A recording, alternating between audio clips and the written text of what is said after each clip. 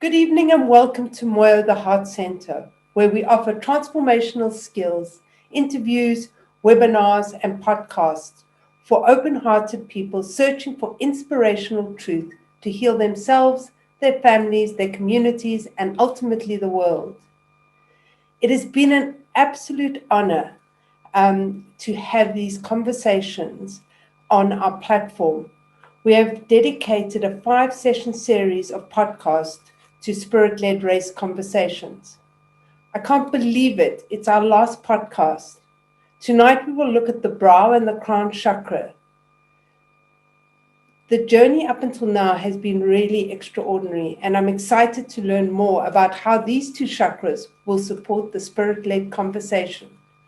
It is with so much gratitude that I welcome Dr. Makgati Mokwena and Ilze Olckers this evening. Good evening, everybody. There really is a sense of a cycle, isn't there, of where we started right at the beginning of this month and this extraordinary path that we have traveled together this month. And what an auspicious month it's been. So many auspicious events and occasions, way more than what we anticipated when we initially had this little brain spark. Let's honor Human Rights Day with our conversation. Let's schedule our conversation for the month of March, and not realizing how this conversation will in fact be led by spirit, but supported by spirit in the way in which these auspicious days and events sort of shaped, found its place alongside our conversations. So, Makgati, do you want to say good evening before I start us off? Oh, yes, thank you. It feels unreal that we are at the end of our conversations, and a lot has happened. And I hope that all of you that have journeyed with us have felt the impact of these conversations, and not only feel them, but perhaps also practice them, realize them in action in your life. Certainly, it is a journey that I continue to walk, and I'm looking forward to seeing where I get to. But over to you, Ilze, to bring Thank us into you. the conversations. Yeah. Thank you. So, to bring us in this evening, Makgati and I have chosen a poem that came to us when we asked for guidance around how to start this evening. And this poem has got great significance and symbolism for both of us. And we felt that there was a way in which it captured something to do with the transformation process of a journey like this for all of us. But also, it has an echo also of this very auspicious time that we're approaching in the calendar of Easter. We know that the Pesach has been celebrated recently, and this symbolism of crucifixion and resurrection. I don't particularly identify as Christian, but the archetypal symbolism of what has to die in order for something else to be born, to be resurrected. And so we want to share with you, and then Makgati will do an invocation for us after I've shared the poem as a starting of this evening. It is called In Impossible Darkness by Kim Rosen. Do you know how the caterpillar turns? Do you remember what happens inside a cocoon? You liquefy. There, in the thick black of your self-spun womb, void as the moon before waxing, you melt. As Christ did for 3 days in the tomb, conceiving in impossible darkness the sheer inevitability of wings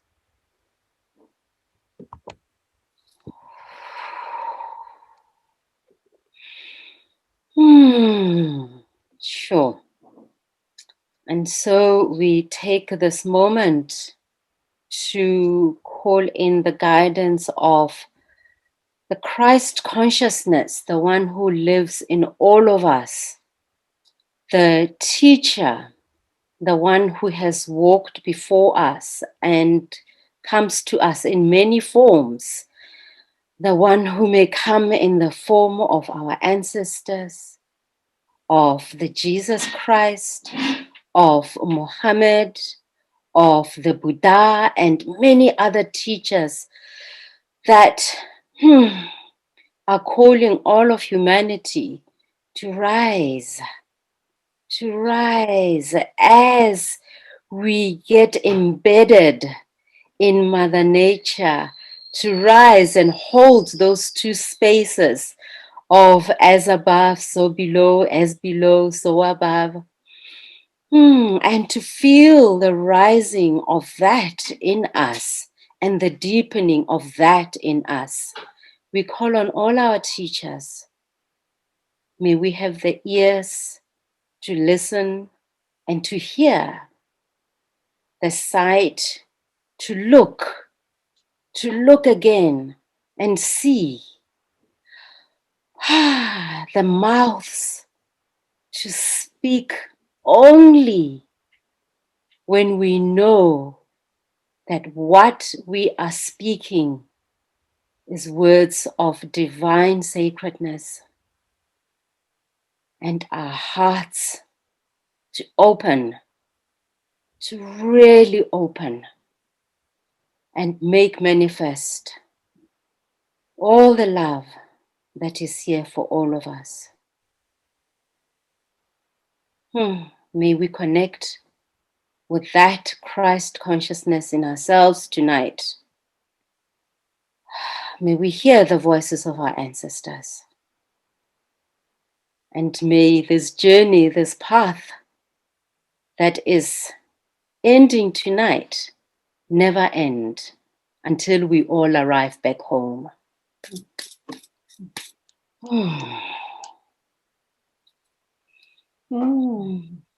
Thank you. Yes, may it never end. May we remember the warmth of this strangely virtual space as we continue on our journeys together after this evening. So just a reminder again about contracting. So every time we have had this quick reminder, our very first session, we dedicated almost exclusively to this idea of contracting and how we enter into these conversations.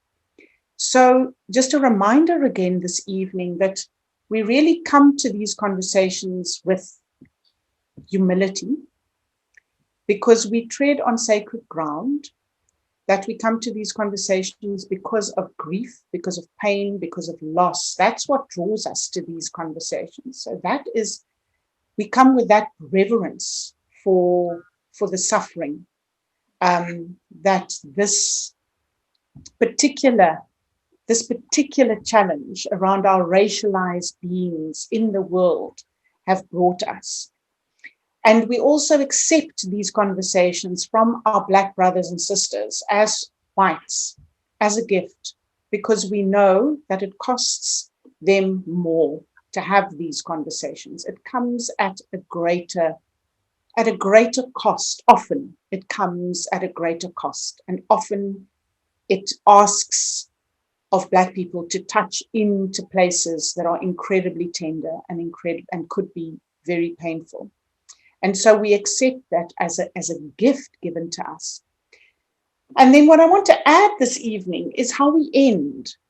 So in a lot of the work that I do, we make use of what we call 4 agreements to have courageous conversations about race.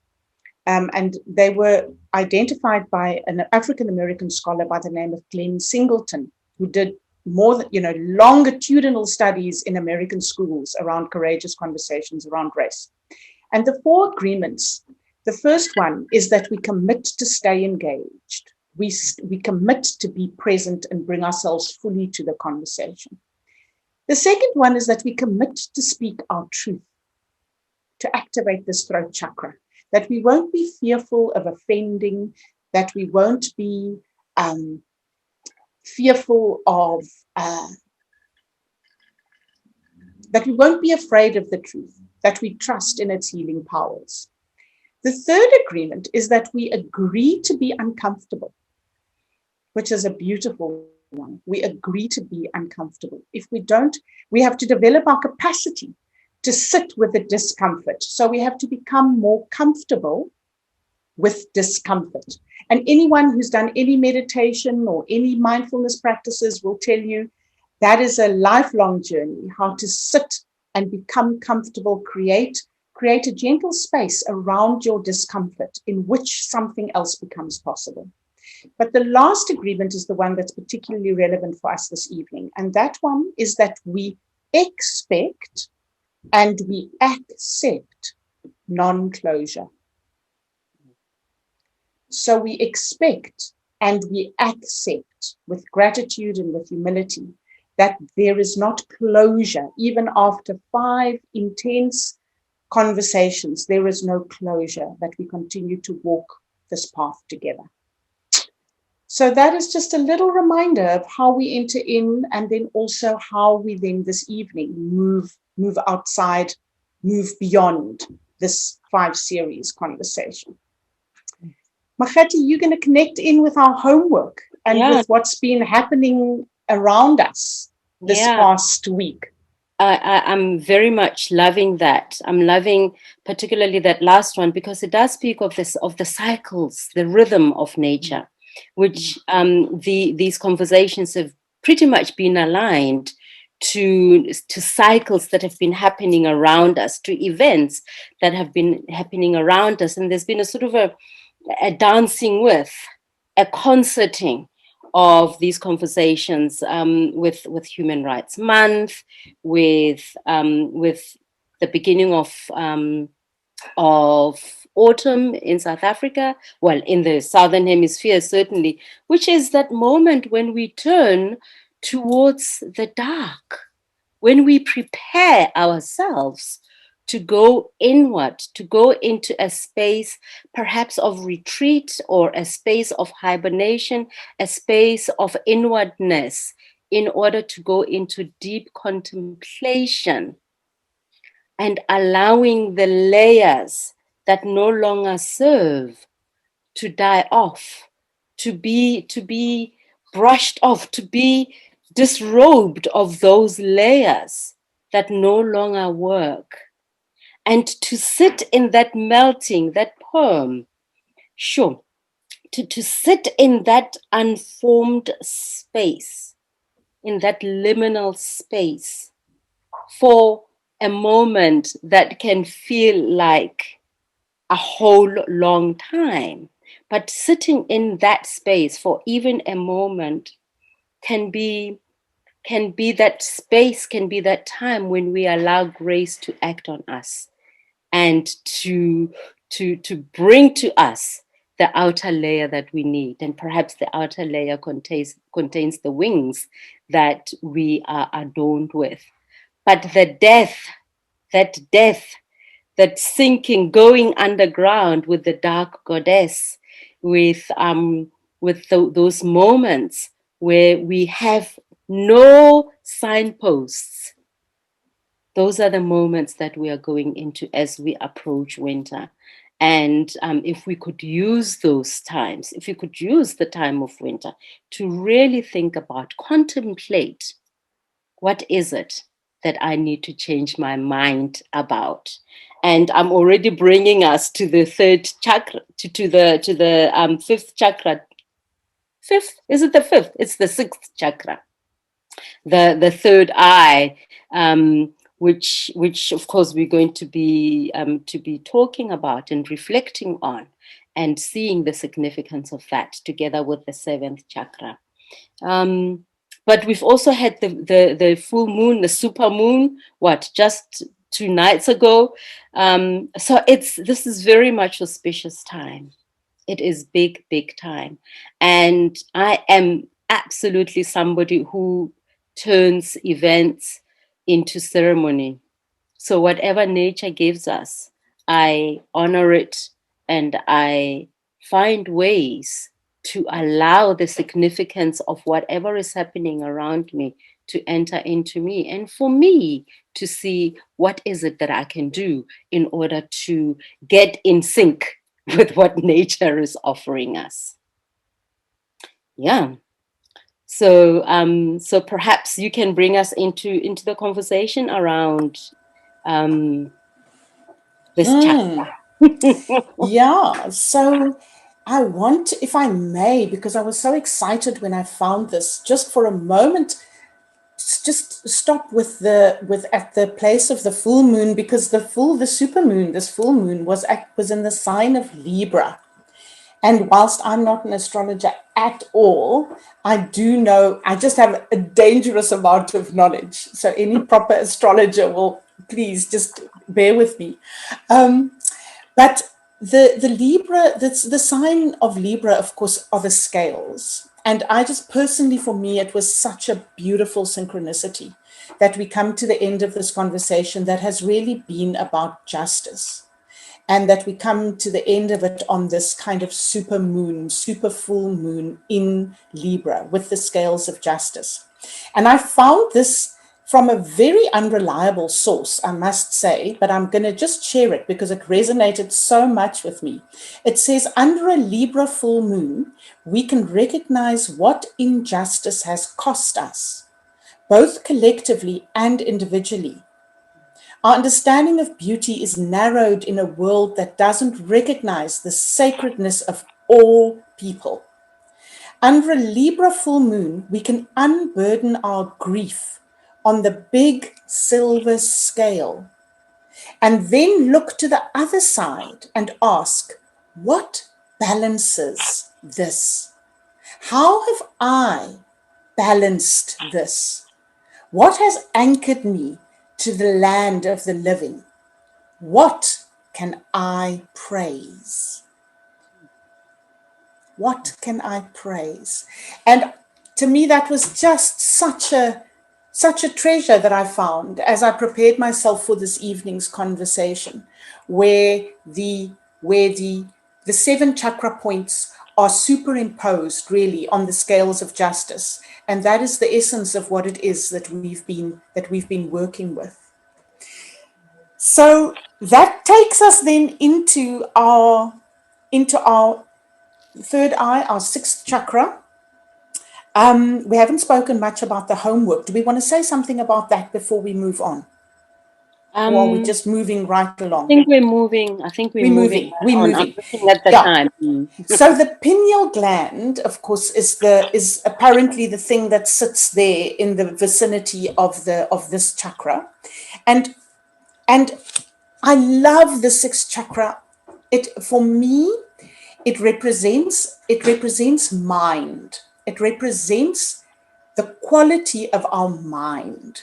And we spoke when we were preparing a little bit, we spoke about how there's this complete link between the 7th chakra, the crown chakra, and then the mind chakra, because the mind is the space that is the energy center from which whatever intuition we receive, whatever vision we have, whatever profound guidance we get, whatever prompting we get from that collective unconscious, from the divine, from the transpersonal divine collective place, that cosmic consciousness, has to be received, and it has to be processed, and it has to be articulated, and it has to be offered to the world.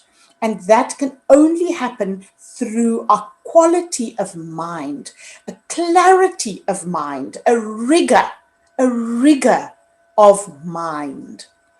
And so for me, I think Caroline May says that the third eye is where, she says, where visionary energy meets mind. And for me, the question is, as somebody coming to this conversation as a racialized white, is so much, what is the quality of our minds? How rigorous are our minds? How much of a critical consciousness have we cultivated with our minds? Do we look at society and do we ask the critical questions all the time? And do we have a vision against which we measure or against which we inquire into the situation that surrounds us in the world? And I think I shared with you, Makgati, that, you know, as somebody who also practiced as a lawyer in the earlier parts of my career, somebody who's been a committed justice practitioner, for me, it is such a beautiful thing that in this country in particular, we have this constitution, the Constitution of South Africa. To me, it's a sacred covenant. It is not just a piece of legislation.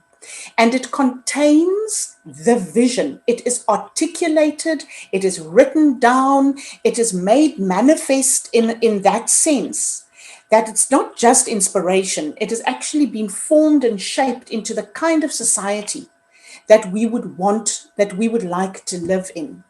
And so for me, that is in a way the challenge is to my fellow whites is, what vision do you have in your mind? What vision are you holding for this country of ours and for the world?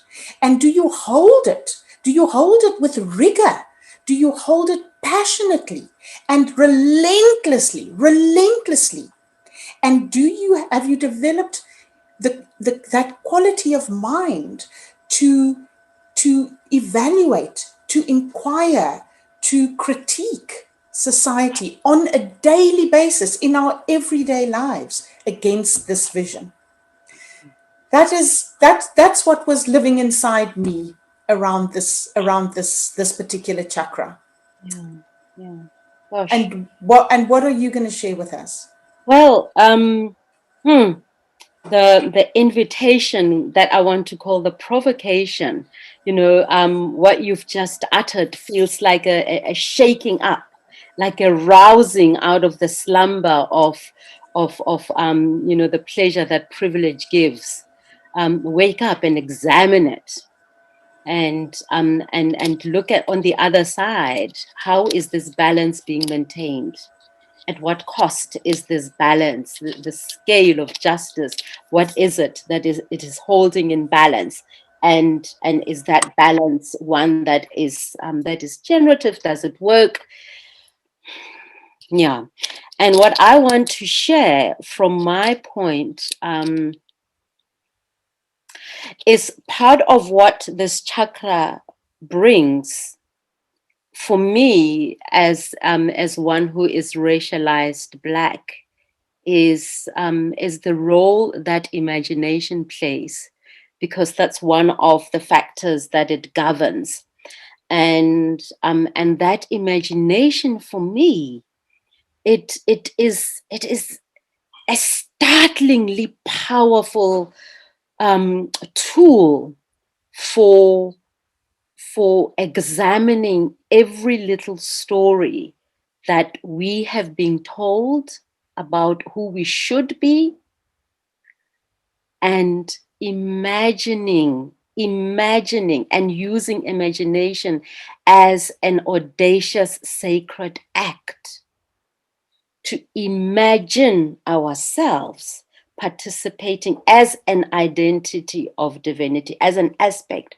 of identity of divinity, which is a part that has been constantly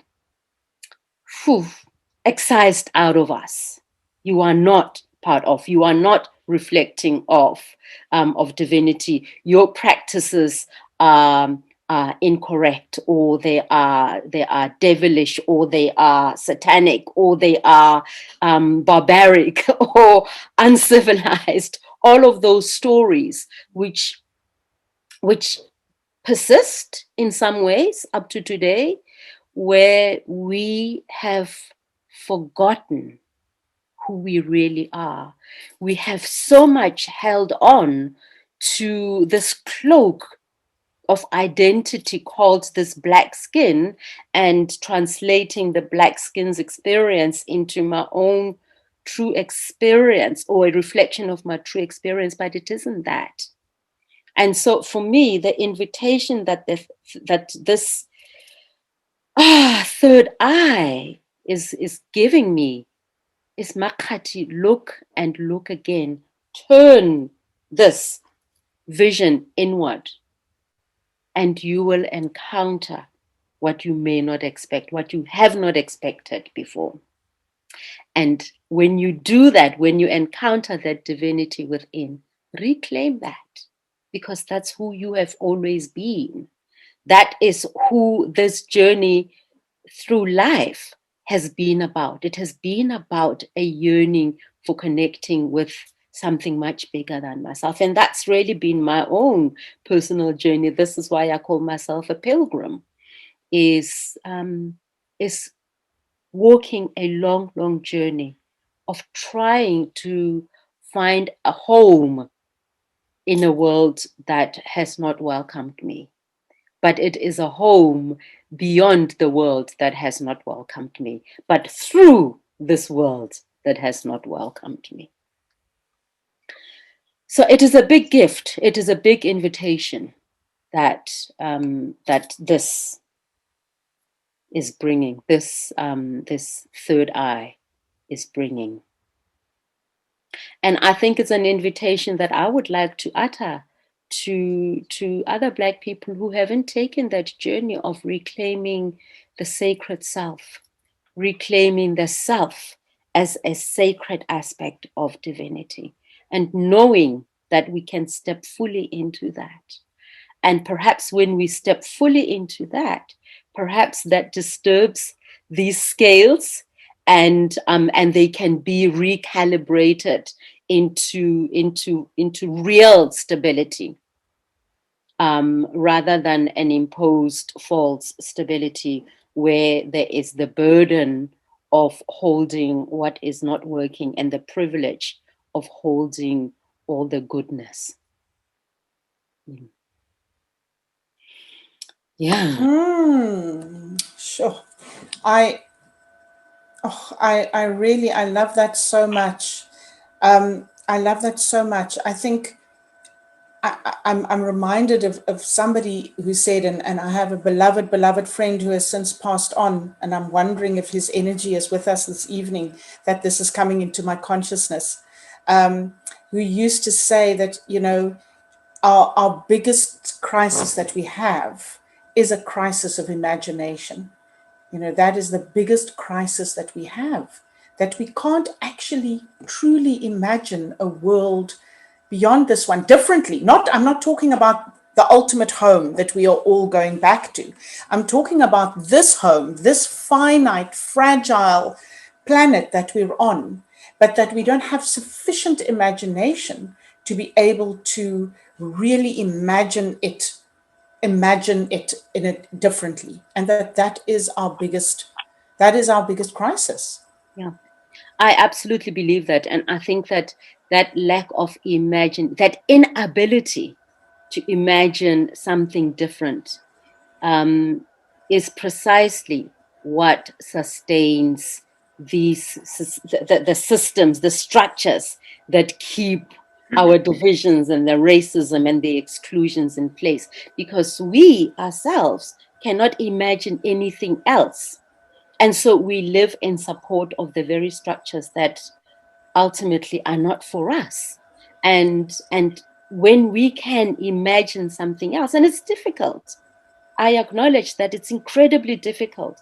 And I constantly am in criticism of the policies that govern societies and countries, and just they are so out of they're inhumane. Actually, there is a sense of not honoring humanity and life and nature. But thinking about, well, what other system can you propose, Makgati?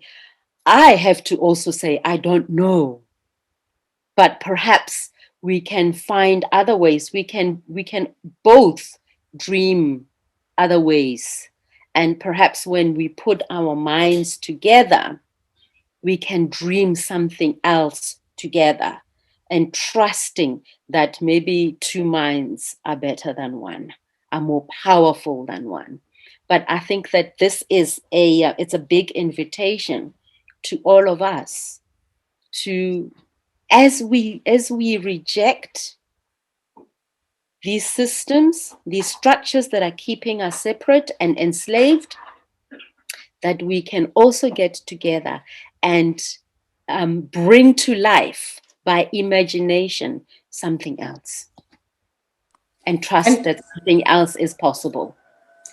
And I love that you brought in the word dream there, because when we were talking about, when we were doing our prep conversation, we were just, remember I made reference to Martin Luther King and to his "I have a dream" speech. And I was thinking, also by way of invitation to our friends who are with us in this conversation, like, what is your dream? He had a dream. He died before that dream was realized, but it was such a powerful dream. His sort of third eye was so powerful that dream of his influenced an entire nation. It mobilized an entire movement. What is your dream? What are you dreaming about? Where are you putting your focus and your energy and your consciousness? Because it's that mobilizing power of the third eye. That is where manifestation happens. But you manifest what you imagining, what your dream is, what your vision is. And so we need to maybe then be still to receive that vision, to get clear for ourselves about what we want our lives to be in service of, and then work more skillfully and more rigorously with mind and with imagination as one aspect of mind. So it's interesting, these different aspects of mind that is actually presenting itself. Because, Makgati, I was thinking, it's been a month, it's been 5 weeks, and I was thinking about my fellow whites. And I was wondering, other than these conversations on Tuesday evenings, how much of a white bubble are our lives? Like, how many of us who are white and who are racialized white has been able to live our lives this month without any major disruption, without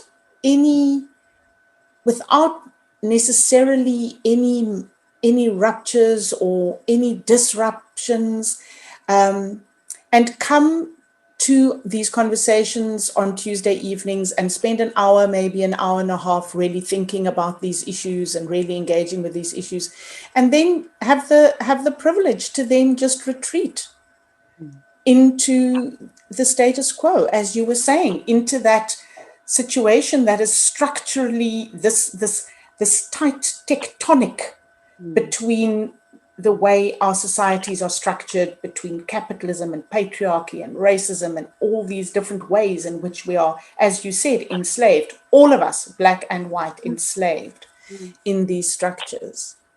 Yeah, I'm rambling a bit there. No, I don't think it's rambling at all. I'm thinking that it starts in the mind. It starts exactly what you were referring to, in the quality of the thoughts and the mind, and how we use our minds. I know that sometimes I get overwhelmed when I look at what's happening around me, and it's an overwhelm that can be debilitating. And I think then that the invitation of this third eye is, remember that change happens in that mind. And when the change happens in your thinking and in how you see the world, and you bring your intention, you marry your intention with that change, then perhaps grace can act on and assist and provide instances where you can practice that changed mind. And maybe sometimes we don't see that we are being challenged, we're being offered opportunities when grace acts upon us, but then we get all sullen and we get angry and we get pissed off. Oh, these people are striking again and they're burning tires in the roads, and they're without recognizing that, remember that you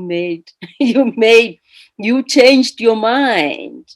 Now you have to show how you enact your changed mind. And so every experience that can be felt as a challenge, perhaps when we change our minds, perhaps we can recognize that, this is an opportunity for me actually to make manifest what I have changed inside of myself. Certainly, that's the invitation to myself, because what happens in the mind is one thing. It has to be translated into action in order for it to take root. Yeah. If I can use that as a cue, because there was one concept that I felt we couldn't come to the end of this conversation without me finding a little place to insert this concept, because it is so critical, I think. And we've spoken about victims, and we've spoken about perpetrators, and we've spoken about bystanders. But there's a fourth category that's come out of all that research of the Holocaust, and it's called upstanders. To be an upstander.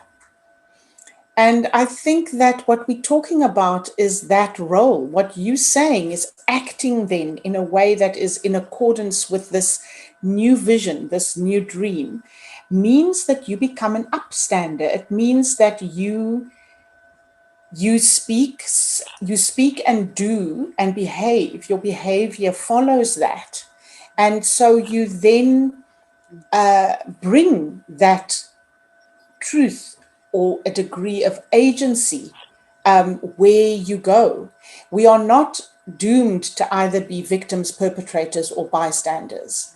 There is, in fact, a way in which we can stand up for what we believe in, and for who we are, and for the vision, and stand for the vision, the dream that we have. Be the change, as Mahatma Gandhi said. So I'm glad we had an opportunity to just slip that fourth role into our conversation. Yeah, That is beautiful. That is beautiful. I want to say a last thing about the third eye for me. It is that once that vision is clarified, that it becomes the lens through which I look at the world and I experience the world and I see the world. And of course, we know that we see the world the way we are. And so the more clarity I have of who I am, perhaps the more with love I can behold the world. That's beautiful. And the last thing I'm going to throw in there is something that came across Facebook this week that I loved so much, which was a quote of Elie Wiesels, who was, I don't know if I'm saying that name correctly, but who was a Holocaust survivor, very famous person also, who spoke about the atrocities and evils there. And I think he got the Nobel Peace Prize at some point, and he said, always take sides. I love that, because it's so counterintuitive, isn't it? It's so counterintuitive, because we're always supposed to be, objective and, see all sides and whatever. And he says, no, always take sides. Always take sides. Because if you don't take sides, it means you are siding with the oppressor in any given situation. If you are not taking a side, you are assigned a side. And so for me, that is also, that's got something to do with that vision that you have, and that quality of mind, that discernment, that discerning, and then to actually take sides, Yeah. That is beautiful. Thank you. Always take sides. Makes sense. Makes sense. Yeah. Makes sense. Yeah, so that takes us then to this beautiful crown chakra, this beautiful, I always sort of imagine it as this beautiful container, this beautiful, almost like the thousand petaled lotus that its name is. But this beautiful kind of container that receives. Tell us about your feelings around this beautiful crown chakra. Oh, I love your image of this container, this vessel that receives. And it speaks of that openness and opening to allow to come in. And I'm imagining like from the Christ grid, and all this energy traveling all the way down into Mother Earth, into the grid of the earth, and just this movement, this up and down movement that can happen, that is possible to happen through all of us, and that aligns us. And my feeling, I mean, the crown chakra is a I think whew, it really is that reminder of our connection, of our identity as aspects of divinity, of our oneness, of the trans-personal, the non-ordinary, that which is not easy to define, the ineffable, really. And I had a big experience a couple of years ago of realizing that which does not make sense. A couple of years ago, I had traveled to Zanzibar and had gone to Stone Town. And whilst there, I had, we went on a tour. One of the guides took us around the tour of the place where Africans were stolen from Zanzibar and sold off as slaves. And at the end of it, there's a church that is built there. And I don't know, it doesn't matter what kind of church it is, but I ended up there. And whilst I was in that church, I just started weeping and I couldn't stop crying. I just was completely overwhelmed. Completely.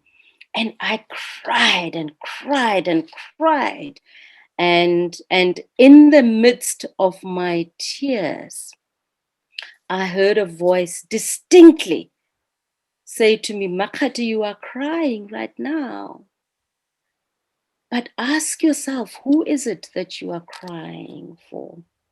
Is it for the Black Africans who were sold into slavery and who had to bear unmeasurable atrocities even before they got sold off?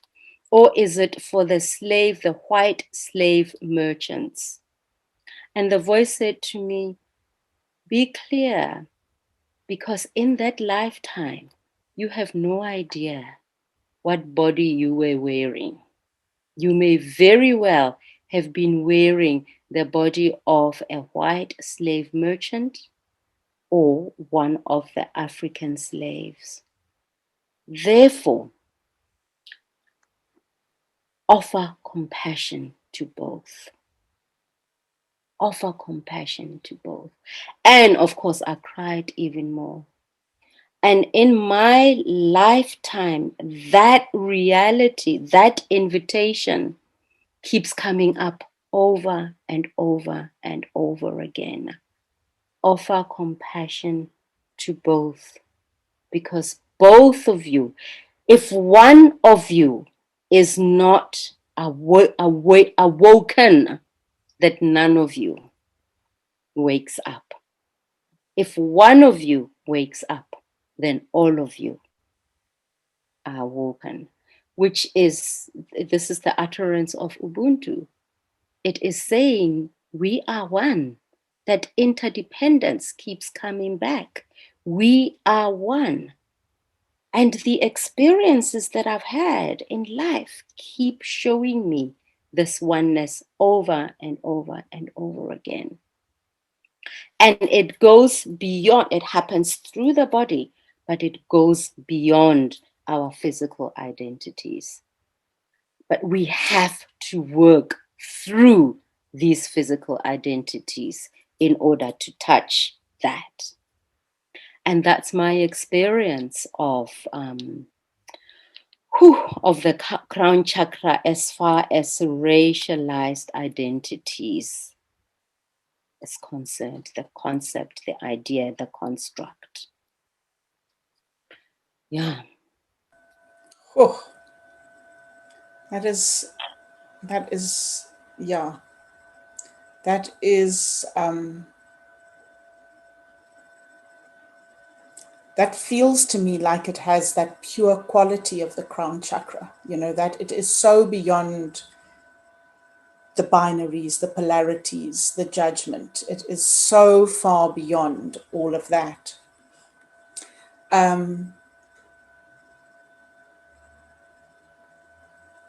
And it brings to mind for me the concept, this bodhisattva concept, this concept of bodhisattva, that beings that volunteer to continue to incarnate, and continue to, at some level are willing to kind of take on some kind of suffering, and because of this vow that until the last one enters, until the last one goes through the gate, I will come back. I will come back to help. I will come back to help until the last one goes through the gate. And in that way, we absolutely need one another. We need one another to heal and do the work that we need to do, that will not be possible without each other. Without each other, that work is not possible. And so we are each other's angels. We are each other's teachers. We are each other's true family. True family, true sisters and brothers, willing to come into this life, assuming these different racialized identities, being born into these different conditions and circumstances, into either wealth or poverty, into a different class construct, into different countries, and in our context, into this incredibly complex country with its incredibly complex history of so much. It's almost like it's a laboratory. It's almost like it's a kind of a case study of evolution of consciousness and of the movements of peoples, and of the First Nations and the extermination of the First Nations, and then the so-called Bantu people, and then the colonists, and then just the whole story, the whole drama of it.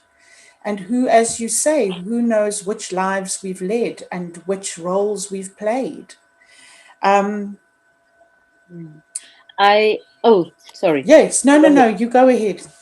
When you mentioned the bodhisattva, and then of course I thought of the thousand petals of the lotus, and with the bodhisattva, the vow also is that there are 1,000 perspectives. That's why that lotus has 1,000 petals, is that each of those petals represents a particular perspective. And so the invitation for me is, having had that particular experience, is, Makgati, you cannot settle on the first perspective. Look again, look again, look again, look again. Whether it's to me, what do I believe about myself? What do I believe about Black people? What do I believe about white people? What do I believe about whatever it is? What is my experience? Not only belief, but what are my experiences? What are what are white people's experiences? Look again, look again, keep looking. There are 1,000 perspectives to be taken into account. And so when you asked last time, why is it that Black people forgive so easily? And for me, it is that reminder for all of us that we have capacity to look again. We all have access. We can access these 1,000 perspectives. And what is the invitation is to let go of the perspective that we hold so dear because of fear, because of what we benefit from holding those particular perspectives. But we have to be courageous enough to let go of those perspectives in order to start appreciating the other 1,000. And perhaps when we have, observed all the 1,000, perhaps we can say, okay, now I understand, or I really don't understand. But it is an invitation to pause and look again.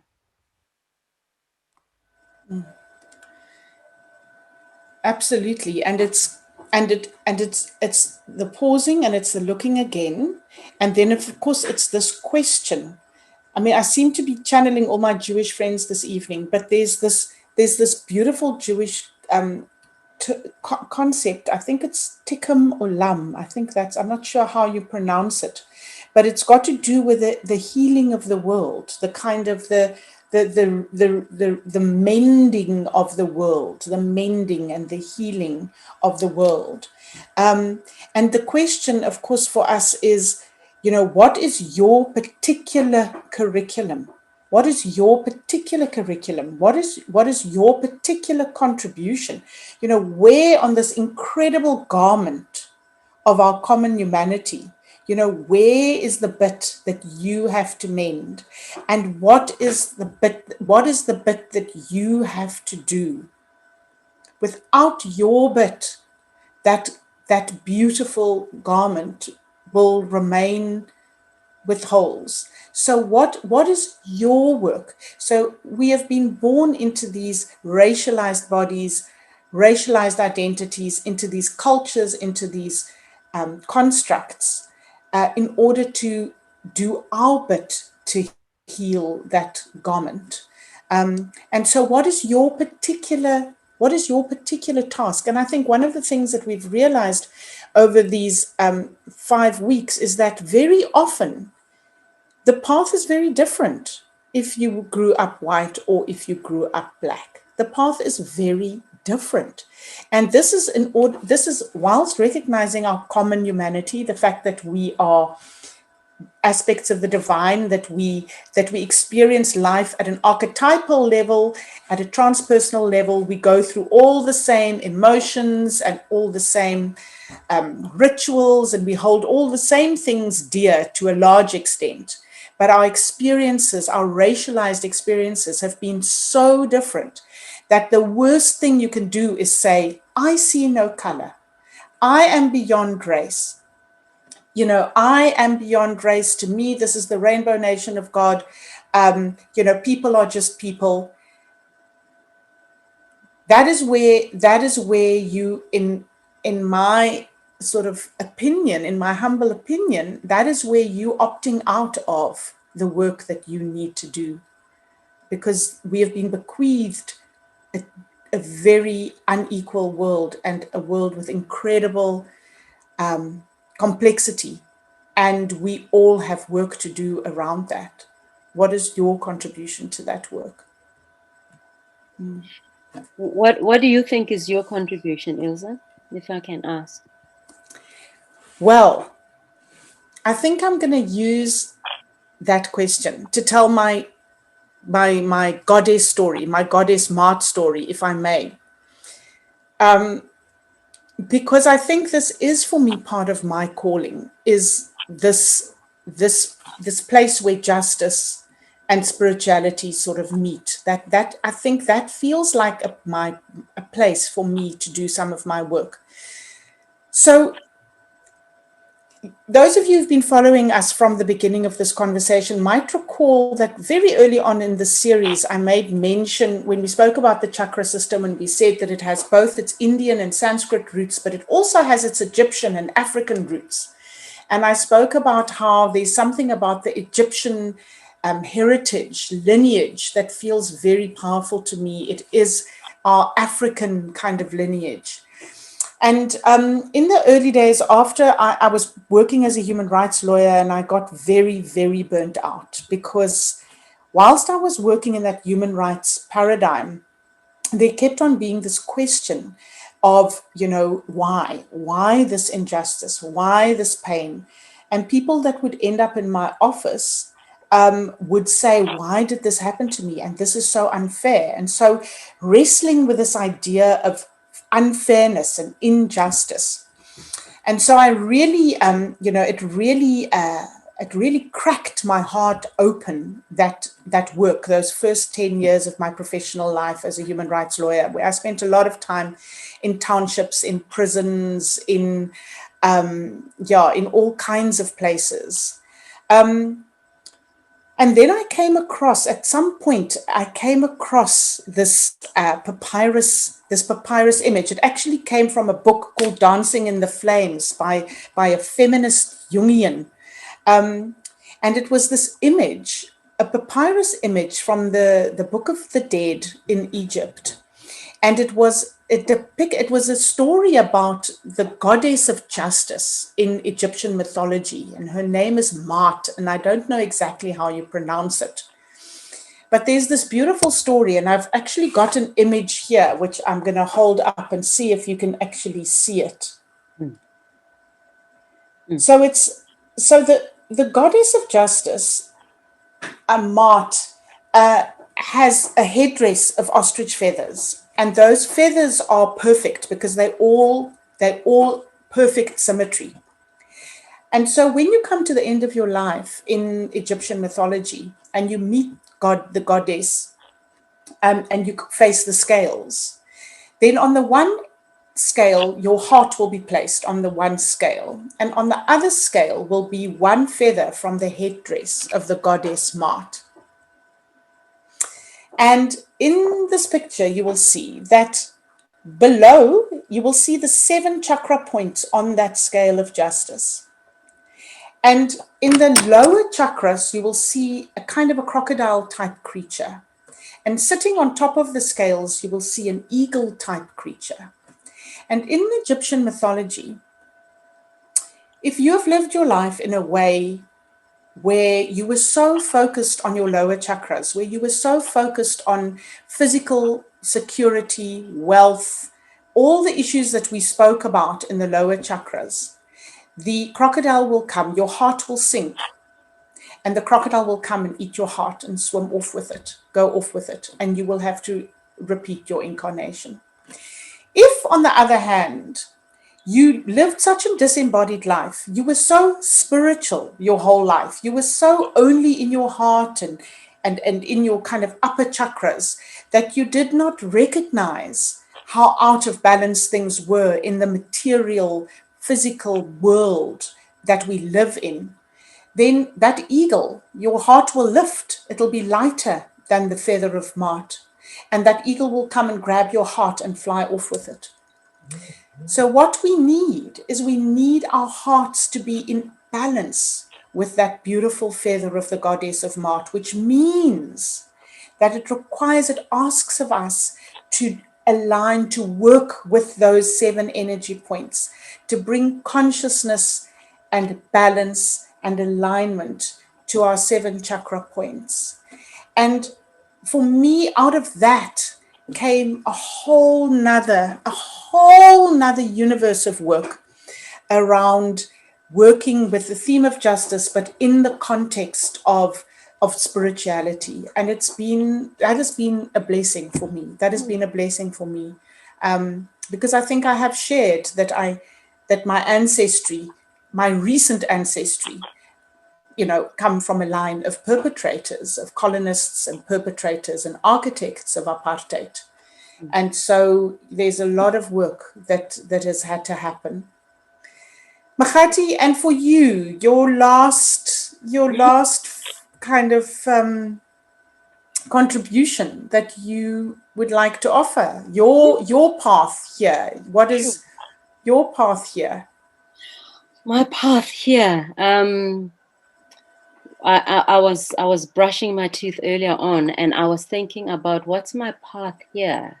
I mean, I've known it, but then the word journeyman came into mind. I don't even know. I didn't look up what journeyman. So I asked, well, what is that? And the response was, you help people die. You help people cross over. So, and I then have made sense of it that I help people die to that which is not true of who they are, so that they can live and wake up to who they really are. And that in this lifetime, I have taken on this body as one of the 1,000 petals to experience life in this body and bring, take in the pain, transmute it, and give it out, and assist with that healing journey for all of us, until all of us have walked through that gate. Oh, what a privilege it's been to be in this virtual space with you these past month. What a gift it's been to the both of us. So Cindy, thank you so much for taking the initiative and for having that yearning.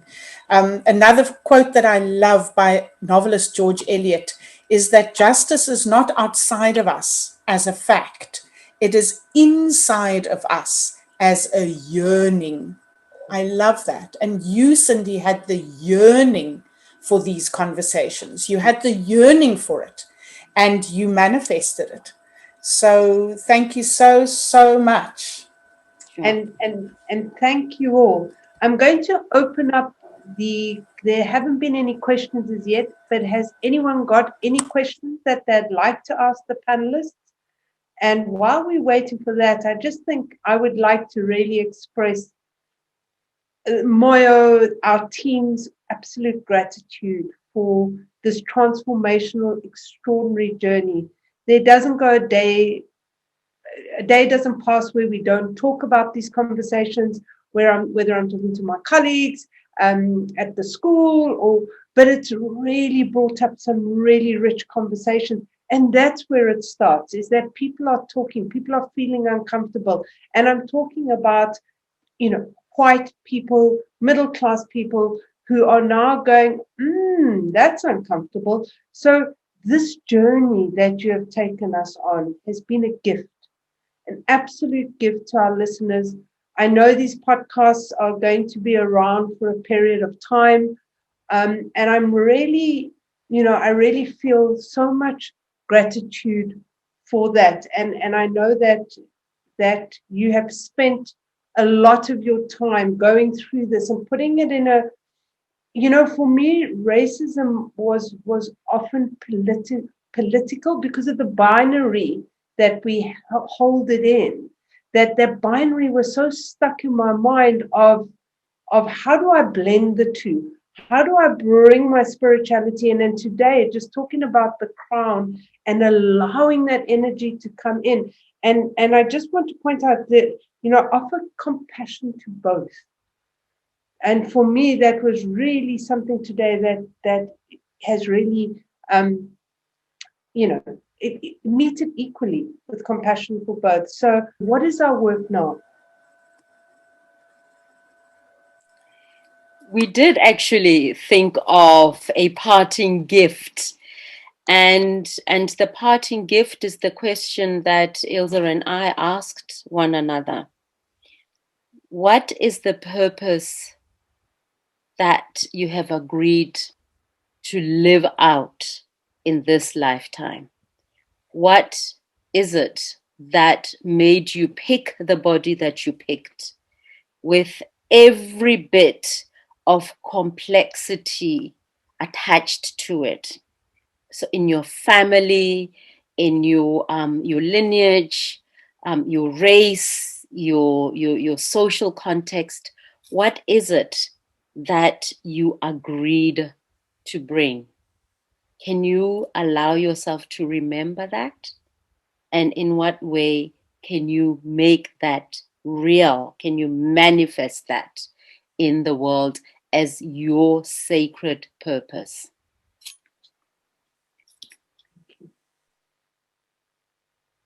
That's our homework. That's our parting gift. And I think one of our guests said, let's all be accountable for continuing the conversations. And I invite you all to share what you have learned, because that's how we get the knock-on effect, is by sharing and sharing and sharing what we have learned. And I think tonight, one of the key words that keeps coming out is be the change. Just be the change. Just go out there and be it, and not talk about it too much either. It's about the action. It's about having the vision and then bringing it down. So the good news is that Ilse and Makgati are going to be with us on Earth Day. And I'm going to just let them talk to you a little bit about that, which is on the 22nd of April. Thank you. Yes, thank you. Thank you to Josh and to Cindy for making another very beautiful banner. We were inspired by the last week's heart chakra and by Makgati's beautiful lotus flower lily that she has there next to her, that she has her candle in. But we asked Josh, we wanted the mud as well. We wanted the whole ecosystem to be there on the picture, because it is, of course, the flowering is only one aspect. But we are so excited. We're so happy that we don't have to say goodbye to you, and that we don't have to say goodbye to each other. And so we're inviting you, very special invitation, to join us on Thursday evening, the 22nd. So Thursdays, as you know, is Moyo Heart Center's regular Thursday evening event. And so on Thursday evening, the 22nd of April, that particular Thursday happens to be International Earth Day. And so Makgati and I are having an Earth Day conversation. We've titled it Restoring Our Earth, Restoring Ourselves. The international theme for Earth Day is Restoring Our Earth. And so we added the restoring ourselves, restoring our earth, restoring ourselves, and we will bring our different perspectives to that conversation. So if you think maybe I'm not a particularly environmentalist, you guys have already pushed me far enough now with all these race conversations. Oh, gosh, sorry. We're not going to bring you're not going to turn me into an eco warrior, but we are inviting you to come and have a sacred conversation about our interrelationship with this fragile planet that we're on and what it's asking of each of us. And we each bring our different perspectives and the different paths that we have walked around that theme. So I took the Eco Sattva vows 2 years or so ago, which is linked to Joanna Macy's the work that reconnects. And Makgati has been practicing her ceremonial and indigenous practices. And so we bring our different perspectives, and we hope to see all of you on Thursday, the 22nd of April. Makgati, what would you like to add? Just not much, but perhaps a reminder that, an invitation that if you're not particularly somebody who feels connected to nature that much, that perhaps this can be that opportunity to drop into that space of you that is part of nature, and let's explore how can you deepen that relationship, and remember that We are on sacred land. Mother Earth is a sacred gift to all of us. And our relationship to her matters. And our relationship with one another is an extension of our relationship to Mother Earth. So all of that will be contained within that vessel. Look how I'm going round. Yeah, that